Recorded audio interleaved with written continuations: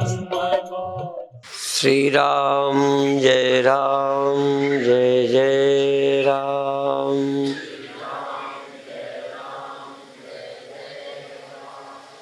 श्री राम जय जय राम। श्री राम जय जय राम।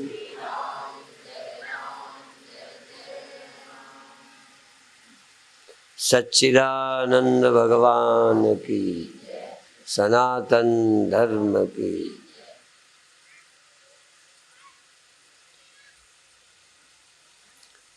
अभी अभी अध्यात्म की कथा रामायण के उदाहरण से, रामायण की चौपाई के माध्यम से सुनी। भगवान श्री कृष्ण ने गीता में ये कहा है, जो शरीर है वो क्षेत्र है। क्षेत्र माने खेत। खेत में जो बीजा जाता है वो ही काटा जाता है।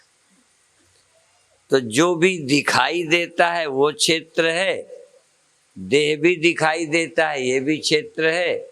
इदम शरीरम कौन्तेय। तो कई जगह इदम शरीरम का अर्थ केवल ये शरीर करते हैं, और कई बार इदम शरीरम कौन्तेय क्षेत्रम इति अविधीयते। ये जो भी दिखाई देता है ये क्षेत्र है, और इसको जो देखता है, इसमें जो रहता है, इसमें जो बैठकर लाभ के लिए इसमें धंधा करता है, खेती करता है, वह चेतन है, दृष्टा है, जीव है। पर जो इन दोनों को मिला के देखता है वो अज्ञानी है। जो इनको अलग अलग ठीक से नहीं समझता वो तो अज्ञानी है, और जो इनको ठीक ठीक अलग कर लेता है वो ज्ञानी है, और ज्ञानी मुक्त हो जाता है। पुराना उदाहरण बार बार हम देते रहे हैं कि जैसे धान है, वो छिलका और चावल मिला हुआ है, उसको धान कहते। पर धान में दो चीजें हैं, एक भीतर, एक ऊपर का कवर। जो मिला हुआ ही देख रहा है, इस अलगाव को ठीक नहीं समझता, वह उगता है। यदि अलग अलग कर दो तो नहीं उगता। उसमें एक ही कवर होता है उस धान में। इसमें यद्यपि 3 कवर होते हैं, पर फिर भी थोड़ा समझने की कोशिश करेंगे। एक तो धान का ये कवर है, इसके भीतर जो रहता है जीव, वह भी अभी एक सूक्ष्म कवर है। वो उसका सूक्ष्म कवर भी कुछ देर नहीं भान होता तो वो तीसरे कवर में चला जाता है, जिसको हम अज्ञान कहते हैं, अविद्या कहते हैं, निद्रा कहते हैं। ये जीव सदा किसी न किसी से मिला हुआ ही रहता है।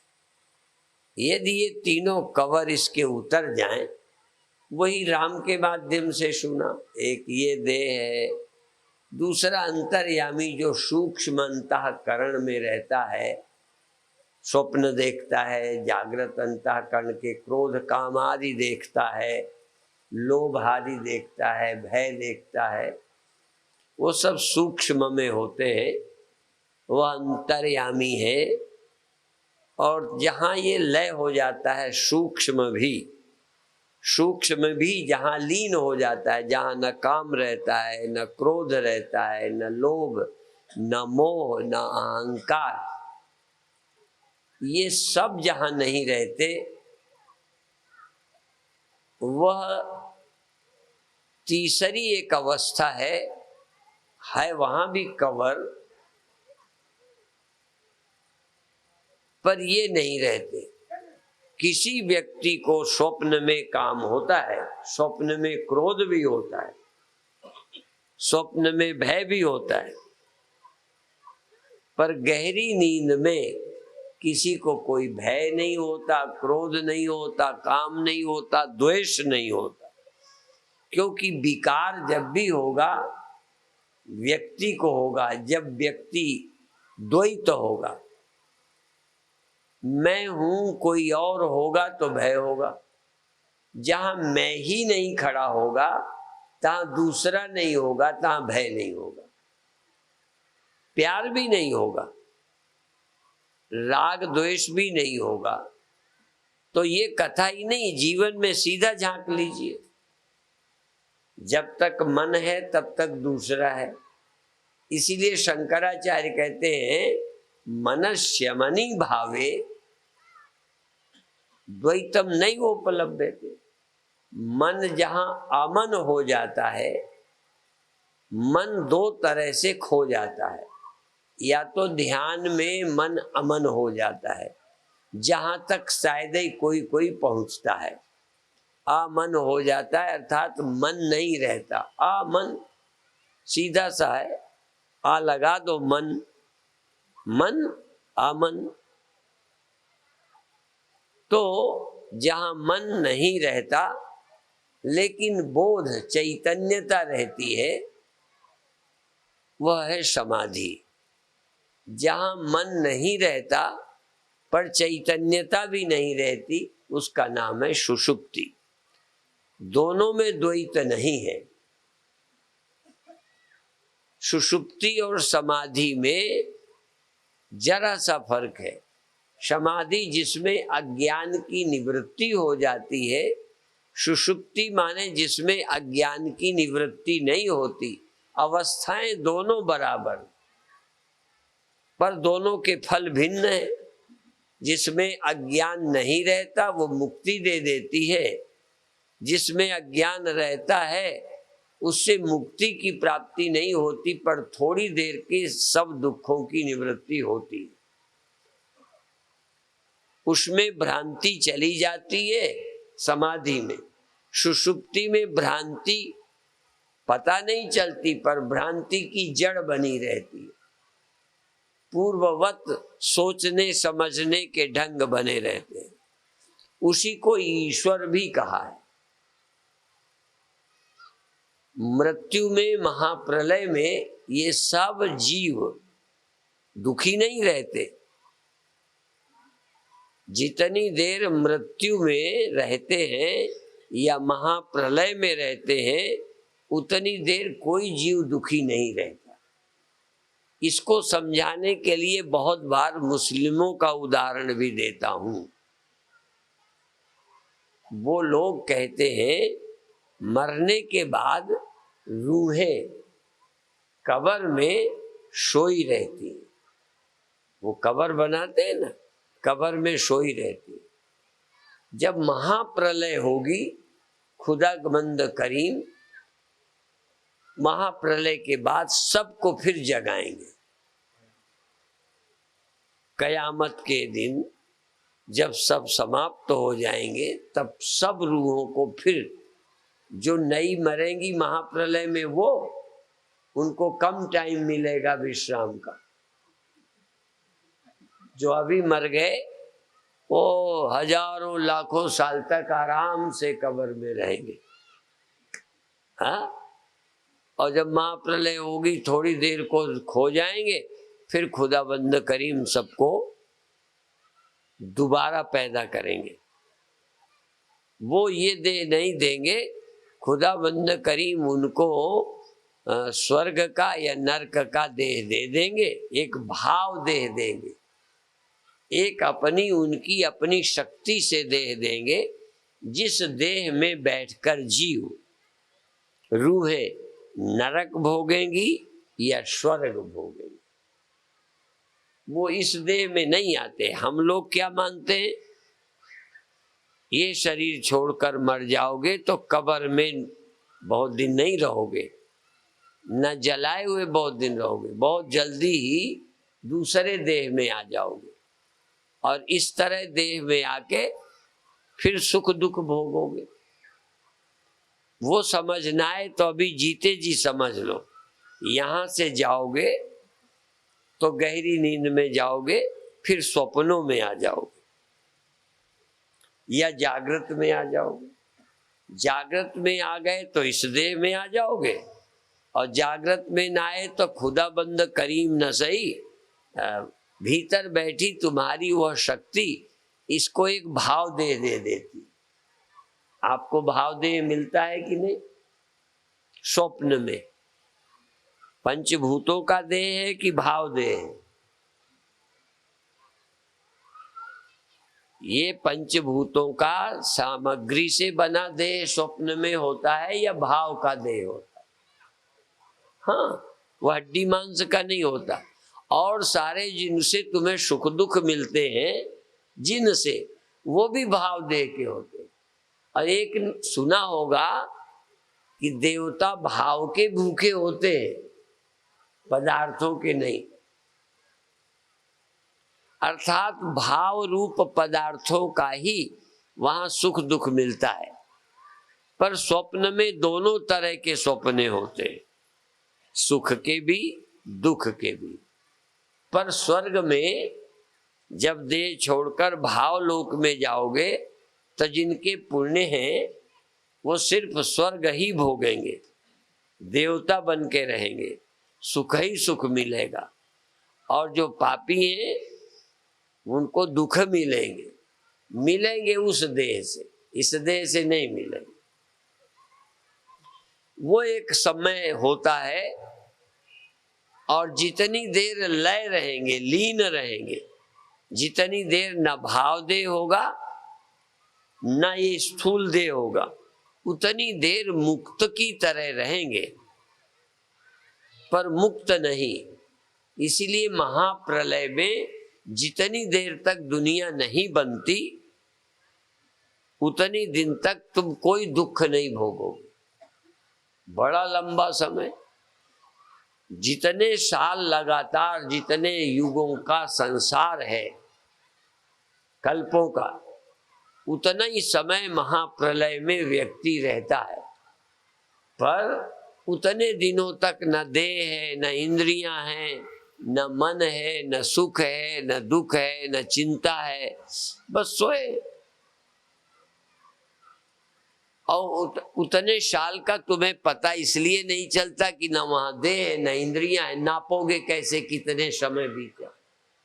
एक दिन हो जाए तो, लाखों वर्ष हो जाए तो। महाप्रलय के समय का अंदाज तुम्हें नहीं लग सकता। जैसे तुम सो जाते हो तो कितनी देर सोए हो बिना घड़ी देखे जागे, अंदाज नहीं लगेगा, सोए थे।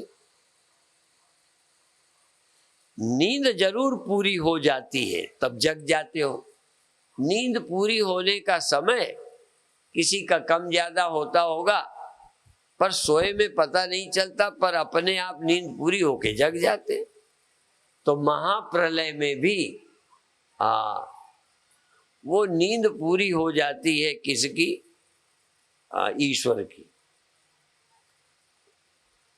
वो जागते हैं, सारी सृष्टि खड़ी हो जाती। इसलिए उसको यहीं से अंदाज लगाएंगे कि जागृत अवस्था में स्थूल देह है, स्वप्नावस्था में भाव देह है, सुषुप्तावस्था में केवल कारण देह है। तुम और कह दो कारण देह है, तुम्हारे लिए मैं विदेह कह दूं तब भी कोई हर्ज नहीं। दो देह नहीं है, दो देह नहीं है, पर कारण देह का अर्थ क्या है? देह का कारण है। कारण देह का अर्थ है देह को जन्मने का कारण है, वहां देह नहीं है, देह उससे जन्मता है। जैसे बीज से वृक्ष वृक्ष का बीज है वहां, वृक्ष नहीं। कुछ लोग दो तरह के शब्दों का प्रयोग कर सकते हैं। मैं ये कहूंगा वहां वृक्ष नहीं है, वृक्ष का बीज है वहां। वृक्ष बनेगा वहां से, निकलेगा वहां से। तो हमारे दो देह जहां से निकलते हैं, सूक्ष्म देह जहां खो जाता है फिर दोबारा निकल आता है। सूक्ष्म देह नहीं समझ आए, मन बुद्धि चित्त अहंकार इंद्रियां, ये सारा ज्ञान जहां खो जाता है दोबारा निकल आता है। आपका मन तो नहीं दोबारा आता, बोलो। आपका मन 24 घंटे बना रहता है कि कहीं चला जाता है, फिर दोबारा आ जाता है कि नहीं? बस अब इसमें हिंदू मुसलमान का मामला नहीं है, इसलिए हम कथा में जानबूझकर कुछ बातें ऐसी रखते हैं कि अलग से कोई कल्पना न करे। तो चाहे कोई हिंदू है, चाहे कोई मुसलमान, चाहे कोई स्त्री है, चाहे कोई पुरुष, चाहे कोई किसी देश में रहता है, या तो शरीर में रहता है तब किसी देश में रहता है। आप भारत में हो या यहाँ गुरुग्राम में, गुरुग्राम में हो ना, तो गुरुग्राम में कब रहते हो? जब देह में रहते हो। देह में जितनी देर नहीं उतनी देर गुरुग्राम में नहीं। देह में जब आ गए तो जो जिस धर्म के मानने वाले हैं अपने को मान चलते हैं। तो स्थूल शरीर में जब हम आ जाते हैं तब, स्थूल शरीर में आने के पहले मन में आते हैं। जितनी देर मन में नहीं आओगे तन में नहीं आ सकते। पहले तुमको मन में आना पड़ेगा। जैसे पहले अंकुर निकलेगा तब वृक्ष का पूरा रूप खड़ा होगा। पहले अंकुर, फिर वो वृक्ष बनता है। पहले आपका जहां मन नहीं रहता वहां से पहले मन निकलता है, अर्थात मन का भी जो बीज है, जो मन का बीज है वही सृष्टि का बीज है। इसीलिए समाधि में एक शब्द का प्रयोग करते हैं, आपने नहीं सुना होगा ज्यादा, पर कुछ लोगों ने सुना होगा। योग दर्शन में एक का नाम है सबीज समाधि, दूसरे का नाम है निर्बीज समाधि। जिस समाधि में मन के आने की, जगत के उत्पन्न होने की गुंजाइश बनी रह जाती है, उसका नाम समीज समाधि है। और जहां बीज ही नहीं रहा तो दोबारा वृक्ष कैसे बनेगा? वृक्ष तो बीज से निकलता है, अर्थात उस चने की दो अवस्थाएं, एक भुना हुआ चना, एक बिना भुना हुआ चना। बिना भुना हुआ चना सबीज समाधि में है, भुना हुआ चना निर्बीज समाधि में। अब वो लौट के वृक्ष नहीं आ सकता। तो तीन तो सबको मालूम ही हो रही है कि हम देह में आ जाते हैं, एक समय देह के बिना स्वप्नों में बने रहते हैं, एक तीसरी अवस्था है जहां स्वप्न भी नहीं रहता। स्वप्न नहीं रहता माने मैं और तू का कोई भेद नहीं रहता। मैं नहीं तो तुम नहीं, तुम नहीं मैं नहीं। तुम्हें गहरी नींद में कोई मिला हो, कोई तो तब मिले जब तुम हो। तुम्हारी मैं ही नहीं है, मैं ही खोई हुई है, तो मैं को मिलेगा क्या? भूत कब सताएगा? किसी ने एक दिन बीच में पूछ लिया था, हाँ नहीं, आज किसी के घर गए थे, भोजन के समय किसी ने पूछ लिया कि भूत होते हैं? तो हमने कहा सभा में आना, सब कुछ घर ही में बता दे क्या? तो देखो, तुम होगे तो भूत भी होगे, तुम होगे तो। जब तुम ही नहीं होगे तो भूत भी नहीं होंगे,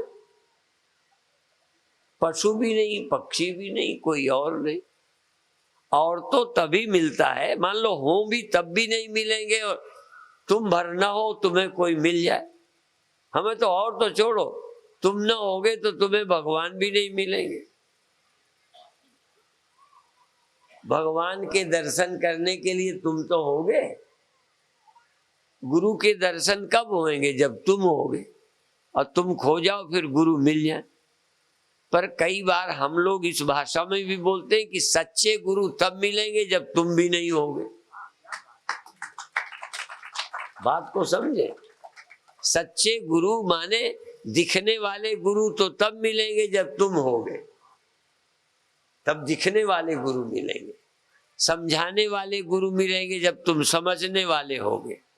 जब तुम समझने वाले नहीं रहोगे, बंधे वाले नहीं रहोगे, जानने की इच्छा वाला ही नहीं रहेगा, तो जनाने वाला भी वहां नहीं होगा। वो सब काम ही खत्म हो गया। वहां गुरु और चेले दो होंगे ही नहीं। तो क्या होगा? या तो कहो गुरु और शिष्य दोनों वहां नहीं रहते, या दोनों दो होके नहीं रहते, एक ही है वो। इसीलिए ज्ञानी को जब भगवान मिलते हैं ना, तो न ज्ञानी रहता है न भगवान रहता है, द्वैत नहीं रहता। अर्थात ज्ञानी और भगवान वहां दो होके नहीं रहते हैं। इसीलिए वो अहम ब्रह्मास्मि कहते हैं कि वहां जो ढूंढने गया था वो ब्रह्म को पाया, और फिर ज्ञानी भी न रहा। इसलिए बहुत लोग, ये सूक्ष्म भेद है, किसी संत से पूछा तुम ब्रह्म ज्ञानी हो? कहते नहीं। तो कहते हैं फिर तुम ब्रह्म ज्ञान क्यों देते हो? तो तुम खुद ही ब्रह्म ज्ञानी नहीं हो। तो संत ने उत्तर दिया कि हम ब्रह्म ज्ञानी नहीं है, ब्रह्म है। ब्रह्म ज्ञानी का मतलब ब्रह्म भी बना रहा, ब्रह्म ज्ञानी भी बना रहा। तो गुरु भक्त कब तक? जब तक चेला रहेगा। गुरु का भक्ति कब तक? गुरु पर श्रद्धा प्रेम, जब तक तुम्हारा मैं जिंदा है। जिस क्षण मैं नहीं, उस समय या तो तुम गुरु में मिल गए या गुरु तुम में मिल गए। वहां कैसे करोगे? इसीलिए ज्ञानियों को जो भक्ति का दुश्मन बोलते हैं ना, वो इस अर्थ में नहीं है जैसा लोग पंडित प्रचार करते हैं। ज्ञान जो है भक्ति का इसलिए दुश्मन है कि भक्ति के लिए मैं भी चाहिए, तू भी चाहिए। जहां मैं ही नहीं तहां तू कैसे? और मैं तू का भेद नहीं तो भगत कौन, भगवान कौन, गुरु कौन, चेला कौन? जब शंकराचार्य करते हैं गुरु नैव शिष्य चिदानंद रूप शिवोहम शिवोहम, वहां गुरु और शिष्य दोनों नहीं रहते। तो जो गुरु शिष्य नहीं रहते, उसी अर्थ में भक्त और भगवान भी नहीं रहते। और भक्त और भगवान जब नहीं, तब भक्ति करे कौन, किसकी करे? यहां तक ख्याल में भी जब तक तुम हो, गड़बड़ नहीं करना चाहिए। इसी तरह ब्रह्म ज्ञानी भी हम तभी तक हैं जब तक हम थोड़े से हैं। हम ब्रह्म ज्ञानी हैं, ब्रह्म ज्ञान की चर्चा, जिस क्षण ब्रह्म ज्ञानी नहीं ब्रह्म, उतनी देर ब्रह्म का विचार भी कौन करेगा, कौन सुनाएगा, कौन सुनेगा? इसीलिए ब्रह्म ज्ञानी की भी कभी ब्रह्म ज्ञानी होता है, कभी ब्रह्म ज्ञानी नहीं, ब्रह्म ही होता है। जैसे चैतन्य महाप्रभु कभी भगवान के गीत गाने लगते हैं, भक्त हो जाते हैं, और कभी चैतन्य प्रभु गाते बजाते नाचते खुद ही भगवान हो जाते। इसलिए चैतन्य स्वयं प्रभु बन जाते हैं। तो ब्रह्म ज्ञानी ब्रह्म ही हो जाता है। ब्रह्म ही हो जाता है तब ब्रह्म ज्ञानी नहीं रहता। हाँ, फिर क्या? जब तक ब्रह्म का चिंतन करता है, ब्रह्म का विचार करता है, सुमिरन करता है। शंकर भगवान भी सुमिरन करते हैं। अभी सुन रहे थे ना स्वामी सत्यानंद जी से, शंकर भगवान उसका सुमिरन करते। जो भी मैं है उसे सुमिरन करना पड़ता। अब मैं 2-3 मैं या तो देह हूं सुमिरन करे, मैं सुखी दुखी हूं, जागने सोने वाला हूं सुमिरन करे, आने जाने वाला हूं, बनने मिटने वाला हूं, ये सुमिरन करे। ये तो हो ही रहा। या सुमिरन करे कि मैं विभुम व्यापकम, मैं विभु हूं, व्यापक हूं, चैतन्य हूं और विभु हूं। इसका मतलब विभुम व्यापकम ब्रह्म वेद स्वरूपम। व्यापक हूं, व्यापक हूं का मतलब मेरे सिवा कुछ नहीं। देखो, एक होता है व्याप्य व्यापक, जैसे मिठाई में, मिठाई नहीं, गुड़गांव में बहुत स्वीट की दुकानें हैं, तो उन मिठाइयों में स्वीट व्यापक है, पर केवल स्वीट ही स्वीट है कि और भी कुछ है उसमें? खोया है और चीजें हैं। वो जो पेठा की होती है ना, पेठा, वो भी तो मिठाई। पेठा में मिठाई व्यापक है और पेठा भी है कि केवल, देखो शक्कर जो है ना, शक्कर वो केवल मीठा है। शक्कर में सिर्फ शक्कर शक्कर है, गुड़ में सिर्फ मीठा ही मीठा है, पर पेठा में तो एक में जगत है, भगवान व्यापक है। एक में तेल है ना, तेल, तेल सरसों में, तिली में, अलसी में व्यापक है, और उसमें कुछ खली भी है, पर जब तक निकालो नहीं, न खली नाम है न तेल नाम है। क्या नाम है उसका? सरसों नाम है, अलसी नाम है, तिली नाम है। जब निकाला तो एक तेल हो गया और एक खल हो गई। ये भी एक चिंतन है। जीव को निकालो तो खली बचती है। फिर बता दो, जीव को निकाल सकते हो, जीव को निकालते हैं तो खली बचती है, जीव निकलता है तो मुर्दा बचता है, पर ब्रह्म निकाला नहीं जा सकता, और निकालो तो जगत नहीं बचेगा। दोनों में फर्क है। जीव मिल जाता है, निकल जाता है। ये शुगर डाल दो पानी में, शरबत बन गया, अब पकाते जाओ पकाते जाओ पकाते जाओ पकाते जाओ, तो फिर शक्कर अलग हो गई, पानी उड़ गया, पर पानी रहेगा। या ऐसे पानी उतार के शक्कर को उबालो, जैसे शराब बनाते हो ना, शरबत की शराब निकालो, शरबत को पकाते जाओ और नली से पानी, तो जो पानी जल के भाप बनता उड़ जाता था, वो उड़ने से रोक लिया, वो बोतल में लेते गए नली द्वारा, तो ये पानी हो गया, वो शक्कर वहां बच गई। पहले दो को मिलाया, फिर दो को अलग किया। तो जीव तो मिलता है देह से, जीव देह से अलग होता है। चूंकि जीव सीमित है, अनेक है, पर परमात्मा एक है और व्यापक है, इसलिए परमात्मा देह नहीं छोड़ता। ये ध्यान रखना। ये जो कहते हैं राम ने देह नहीं छोड़ा, राम की मृत्यु नहीं होती, उसमें भी एक रहस्य है। जो व्यापक होगा वो संसार छोड़ नहीं सकता। जीव तो देह छोड़ सकता है, देश छोड़ सकता है। हाँ, हिंदुस्तान छोड़ दे, पाकिस्तान छोड़ दे, अमेरिका छोड़ दे, बॉम्बे छोड़ दे, गुड़गांव छोड़ दे, दिल्ली चला जाए, लेकिन परमात्मा किसे छोड़ेगा? इसलिए परमात्मा, लोग ऐसा कह देते, पर हम ऐसा नहीं बोलते कि परमात्मा निकल जाता है तो फिर क्या। कई लोग कहते हैं जीरो में एक लगा दो 10 हो गया, या एक में एक जीरो लगाओ 10 हो गया, एक में 2 जीरो लगाओ 100 हो गया, एक में 3 जीरो लगाओ 1000 हो गया, और भी लाख बना दो, जीरो लगाते जाओ।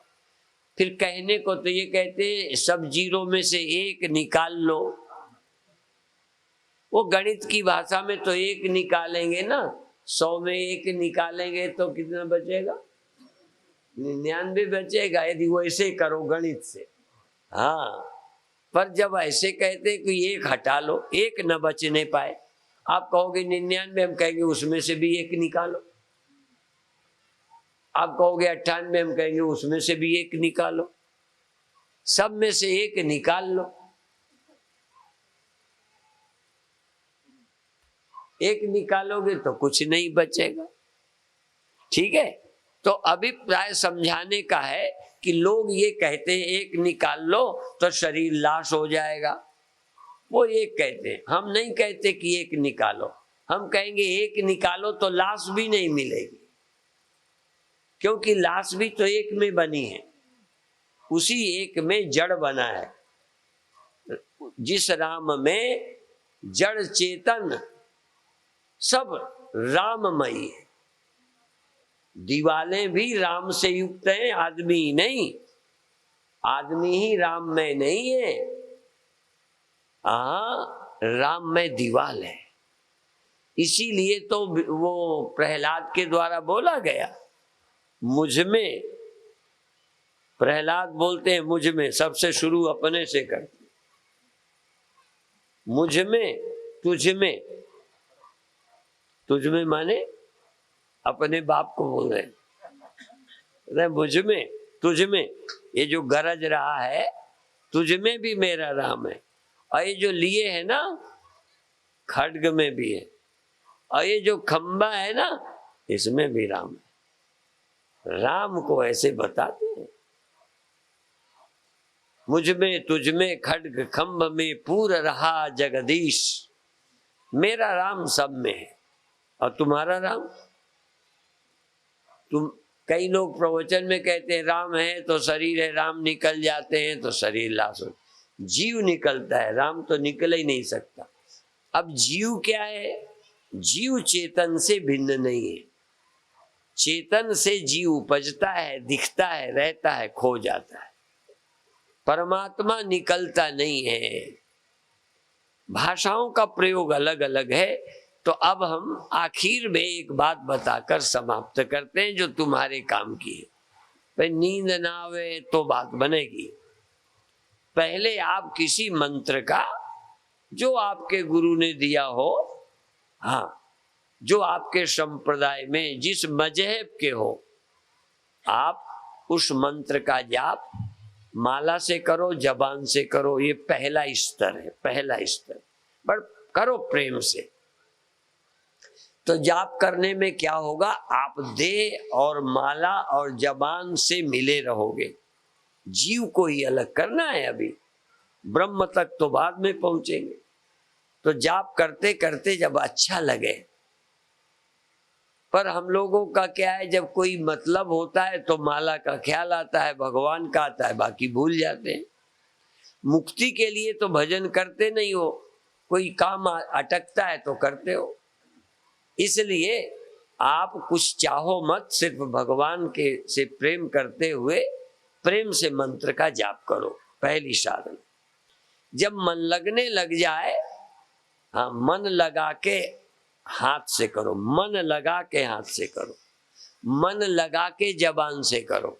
फिर कुछ देर में मन को जबान पे लगा के नहीं करना, मन को हाथ में लगा के जाप नहीं करना ना। हाथ छोड़ो, माला छोड़ो, जबान भी छोड़ो, आप फिर मन से ही जाप करो। जरूरत क्या है हाथ की? कर लो मन माला का जाप, जिसमें नारायण बोले, मन से जाप करो। इसीलिए जो आप जबान से बोला जाता है, फिर अंदर अंदर बोला जाता है, इसलिए एक को उपांशु जब बोलते हैं तो अंदर अंदर मन से जाप करें। जबान भी न हिले, होठ भी न चले, होठ न हिले, जबान न हिले, एक जाप। एक में जबान हिले, होठ हिले, आवाज ना हो। यहां बैठा आदमी होठ चलता देख रहा है, पर मशीन लगाए तो आवाज ना आए। कोई मशीन भी लगी हो तो आवाज में नहीं। ऐसा जाप करना। एक में आवाज आवे, एक में आवाज ना आए, ऐसे जाप करो। और फिर धीरे धीरे होठ भी नहीं हिले, जैसे तो मर गया, लाश रखी। तुमको भजन करना है, इसको थोड़ी कराना है। तो थोड़ी देर को, क्योंकि मर जाने पर इसे जला देंगे। यद्यपि कई लोग कहते हैं इसके द्वारा भजन करोगे तो क्या पाए, नहीं, ऐसा तो नहीं है। क्योंकि इससे भी भजन करोगे मन लगा के, तब भी तो मन ही कर रहा है। जब जबान से करोगे तब भी मन ही करेगा। यदि मन से नहीं करोगे तो जबान आदत से कर भी लेगी, हाथ आदत से कर लेंगे, वो जरा कम महत्व का है।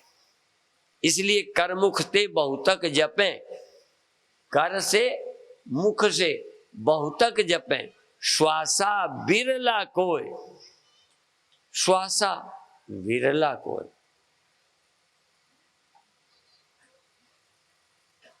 न जबान, न हाथ, न माला, श्वासा से कोई कोई जपता है।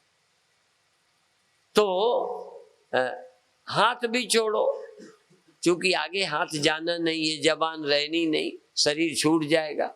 हम जाप करें, हम, इसका मतलब हम हाथ नहीं है, हम पैर नहीं है, हम जबान नहीं है। दो लाभ होंगे। जब बिना हाथ के जाप करोगे तो हाथ से तुम अलग हो जाओगे, जब हाथ से करोगे तो हाथ तुम्हारे साथ हो गए,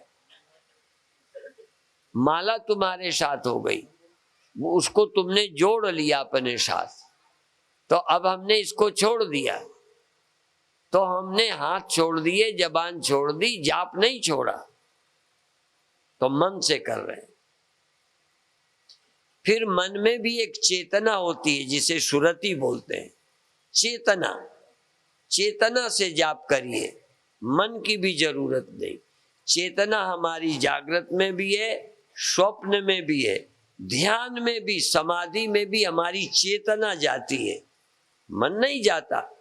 इसलिए चेतना अर्थात सुरति को जागृत करो, उससे जाप करते चले जाओ, मन भी छोड़ दो तो अमन हो जाओगे।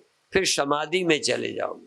वहां जाने के बाद या वहां जाने के पहले वेदांत से सुनो क्या, कि ये जो आने वाली है, जाने वाली, ये चेतना चैतन्य से पैदा हुई है। चैतन्य सर्वत्र है। चेतना जहां से पैदा हुई उसको तो हम चेतन मानते हैं, ये योग का है। पर जो चेतन है वो दिखाई देने वाले सभी पदार्थों में भी है, बाहर भी है, भीतर भी है। वेदांत की भाषा में, गुरुवाणी की भाषा में नवे गुरु जी कहते, बाहर भीतर एको जानो, ये गुरु ज्ञान बताई, जन नानक बिन आपा चीने, मिटे न भ्रम की काई। वेदांती कहते, बाहर भीतर एक रस, जो चेतन भरपूर, विभु नभसम सो ब्रह्म है, नहीं नेरे नहीं दूर। दूर और पास ब्रह्म नहीं होता। जिनका ब्रह्म भीतर है वो बाहर से भीतर जाते हैं। हाँ, जिनका ब्रह्म बाहर यहाँ है वो आंखें खोलकर वहां जाते हैं। जिनका ब्रह्म सब जगह है, सब में है, वो चाहे बाहर चाहे भीतर, कहीं मन जाए ब्रह्म ही है। तो तीसरी अवस्था आती है ये साधना के बाद, कि हम चैतन्य को चेतना द्वारा देखें। चेतना कि भीतर भी चेतन है, इस दीवाल में भी है, ये दीवाल चेतन में रहती है, ये संसार चेतन में रहता है, और ऐसा चेतन मैं हूं जिसमें संसार रहता है। देखो, एक इस वो रामायण वो आरती बोलते हो ना, सौंप दिया इस जीवन का, और एक लाइन है बड़े मजेदार है, हम हैं संसार के हाथों में, संसार तुम्हारे हाथों में। तो हम अभी शरीर के अधीन हैं, हम संसार के हाथों में हैं। ये जीव क्या है, देह के अधीन है, इंद्रियों के अधीन है, और इंद्रियां और देह संसार भगवान के अधीन है, ब्रह्म के अधीन सब है। जीव देह आदि इंद्रियों के अधीन, हम हैं संसार के हाथों में, संसार तुम्हारे हाथों में। तो जिसके हाथ में संसार है वो ब्रह्म है। तो पहले तुम देह से अलग हो, इंद्रियों से अलग हो, मन से अलग होके जाप करो, राम के हाथ में जाओ। फिर तुम और राम जब एक हो जाओ तो राम से मिलकर देखो मैं तो सब जगह हूं। पहले बुलबुला लहर पानी में सागर में लीन हो जाए और सागर में लीन होके देखे तू कहाँ है। जब लहर थी तो लहर यहाँ है, वो वहाँ है, वो लहर वहाँ है, वो लहर वहाँ है। एक घड़ा बन करके जब हम सोचते थे तो हम यहाँ हैं, मकान वहाँ है, वो पहाड़ वहाँ है, ये पेड़ यहाँ है। फिर घड़ा अपने को मिट्टी में मिला दिया, मिट्टी में मिला के देखा तो पेड़ में मैं हूँ। घड़ा मिट्टी में मिलकर अब घड़ा में न रहा, मिट्टी में।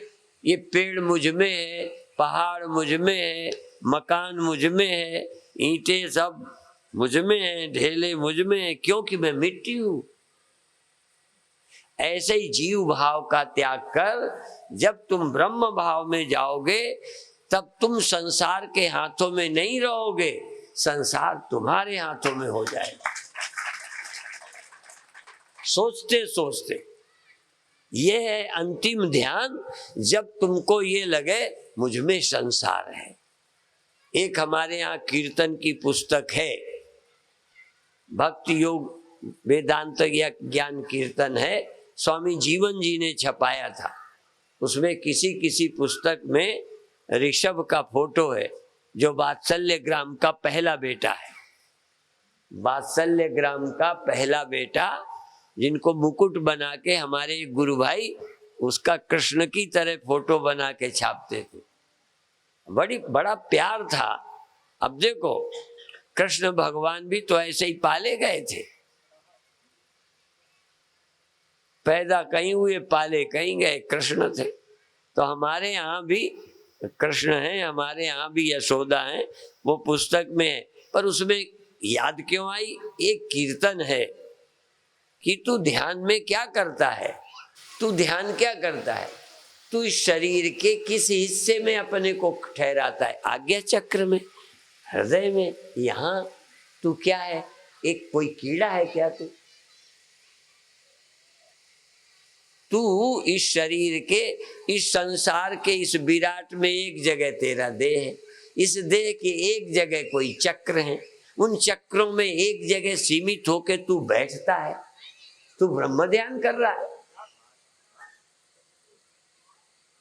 ब्रह्म ध्यान का मतलब ब्रह्म यहां बैठा हुआ है, ब्रह्म में सारा संसार रहता है। ब्रह्म से बाहर, ब्रह्म से भिन्न, ब्रह्म से दूर, ब्रह्म के अतिरिक्त और कुछ नहीं। जो स्वप्ना और फेखना ऐसे जग को जान, इनमें साचो कुछ नहीं, नानक बिन भगवान। साचो इनमें कुछ नहीं, नानक बिन भगवान। घड़े में सत्यता घड़े की है कि मिट्टी की? और मकान में ईंटें, तो जो सत्य है वो दिख नहीं रहा, बस ईंटें और मकान दिख रहे। जगत को तो तुम देख रहे हो और जगत में कहीं यहाँ वहां भगवान मान रहे हो, जबकि सारा जगत भगवान में अध्यस्त है। तो पहले साधना के लिए ये करो, पर अंत में ध्यान ये किया करो कि मुझ में आंख रहती है। मैं आंख में नहीं रहता, मुझ में आंख है, मुझ में मन है, मुझ में मन है, मुझ में तन है, मुझ में तन है, मुझ में मन है, मुझ में सारा संसार है। तुम देह बन करके सोचते हो मैं यहां बैठा हूं, इतना बड़ा संसार है, मैं यहां बैठा हूं। फिर शरीर नहीं तो ये शरीर है और मैं शरीर के इस चक्र में बैठा हूं। यही है ना ध्यान तुम्हारा, योगियों का ध्यान, ये कवायद कराने वालों का ध्यान। कहना हम तो यहां तक चले गए हैं, लो इतने दिनों में इस शरीर से यहां तक चढ़ पाए, अभी तो इतनी दुनिया बाकी है तुम्हारी, तुम यहां तक पहुंच गए। क्या है तू? कोई चींटी है यार? क्या समझता है तू अपने को? यहां चढ़ाया तू चेतन को, तू मन बन करके तू ये चलता फिरता है। तू वो देख, आकाश में हवा चली, अब आकाश कोई उड़ता है? हवा चलती है, पेड़ उड़ जाते हैं, हाँ, टीनें चादरें उड़ जाती हैं तूफान में, बादल यहाँ के वहाँ, आकाश कहाँ उड़ के जाता है। कहने को तो भारत के लोग बादल फटता है ना, कहते आकाश फट गया। आकाश कोई चादर है जो फट गई? इसी तरह से चैतन्य कहाँ रहता है? नहीं, चैतन्य कहाँ नहीं रहता है। चैतन्य के बिना क्या है? पर तू अपने मन से सोचता है कि चेतन यहाँ रहता है, यहाँ रहता है चेतन, ये चेतनता है। और इच्छा द्वेषा सुखम दुखम संघातस चेतना धृति, ये संघातस चेतना धृति, ये क्या है? प्रकृति के विकार। ये जो चेतनता है ये चेतन नहीं है, चेतन और वृत्ति मिलकर ये चेतनता बनी है। तो चेतनता कहीं है कहीं नहीं है, चेतनता कभी है कभी नहीं है। चेतन सब जगह है, चेतन से भिन्न कुछ नहीं। चेतन में दृष्टा भी कल्पित है, दृश्य भी। चेतन में चेतना भी और जड़ता भी, दोनों अध्यस्त हैं। तो तू अपने को चेतना मत मान, चेतन मान।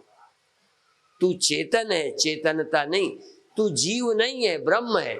तू जीव होता तो सिर्फ यहाँ होता, तू ब्रह्म है जिसमें अनंत जीव अनंत संसार रहते हैं। एक बार तू ऐसा ध्यान कर, तेरी मन की भागदौड़ खत्म हो जाए। एक कीर्तन हम सुनते थे, थकी सब मन कपटी की दौड़, वस्तु मिली ठौर की ठौर, भ्रम मिटे मथुरा काशी के। सारे भ्रम टूट जाते हैं कि ब्रह्म यहाँ है कि वहाँ। इसलिए एक बार ध्यान लगाना सीखो। कैसे ध्यान करना चाहिए तो विधि बता दी। अंत में तुम इस देह के भीतर बैठे हो कि नाभि में हो कि हृदय में हो कि यहाँ हो, कि तुम देह के भीतर देह के दृष्टा हो, नहीं, तुम सर्व के सर्वत्र हो, पर दृष्टा तो सिर्फ वहाँ है सीमित जहाँ अंतःकरण है। अब अंत में एक बात बता दूं, देखना कहाँ है? बोलो, सिर्फ यहाँ। आप कहाँ? सिर्फ आंख में, पीठ में तो आप नहीं है। बस जान के पूछता हूं, देखो चेतनता पीठ में भी है, नहीं तो यदि चेतनता पीठ में नहीं है तो मैं सुई चुभाऊंगा तुम्हारे। तो तुम तो पीठ में भी हो, पर देखना सिर्फ यहाँ है, सुनना सिर्फ यहाँ है, सूंघना सिर्फ यहाँ है, स्वाद सिर्फ है कहाँ है? अच्छा, स्वाद तो तुम्हारे पूरे देह में है। तुम्हारी पीठ में मैं चटनी लगाऊंगा, पीठ में क्या स्वाद आएगा? अच्छा, हाथ में गुलाब जामुन मसलते, क्या टेस्ट आता है? तो क्या चेतन नहीं है? चेतनता नहीं है। तो टेस्ट इंद्रियां एक जगह हैं, मैं एक जगह नहीं हूं। इसी तरह मन एक जगह है, चेतन एक जगह नहीं। चेतन ब्रह्म है और चेतन ब्रह्म में ही जहां मन है वहां दृष्टा है, चैतन्यता है। इसलिए मन प्रदेश के कारण तुम्हें देह में होने का भ्रम हुआ है, अन्यथा तुम देह में नहीं हो। देह सहित संपूर्ण सृष्टि ही तुम में रहती है, तुम ब्रह्म हो। इसका चिंतन कल परसों फिर करेंगे। ओम शांति शांति शांति।